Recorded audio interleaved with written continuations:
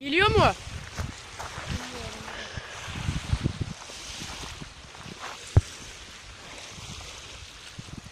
Aha. Haydi. Değil. Ağır bir şey bu, ağır. Bıraktı mı?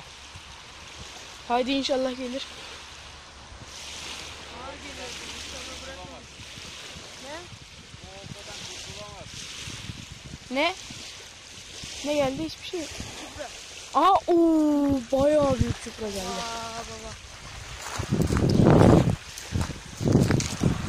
Evet arkadaşlar, bakalım. Tut bakalım. Biraz sakinleşse. Yere salalım şöyle. Evet. Bir dakika. Çek üstüne. Bayağı büyük. Şöyle bir suda yıkayalım. Gitme. Ya kaçıracak balığı sen. Şuraya bak ya. Nereye gitti? Oğlum. Ne var ya? Tartı kaç kilo falan? Kilosunu bilmiyorum da yarım kilo var. Yok ama. Yarım kilo yoksa iyi balık. Aa, az kalmış.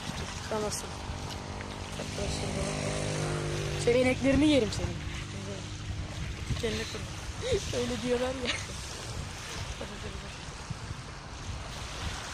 Durdurma, bekletme ya. Aha, balık. Geliyor arkadaş. Geliyor, Allah geliyor. Hadi bismillah.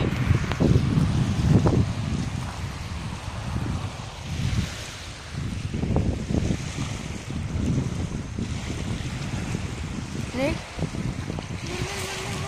Mır. Oo! Bugün iyi balık tuttuk ha.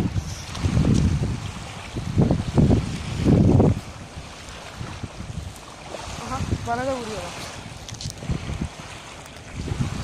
Dursun alırız. Oo, mırmıra bak.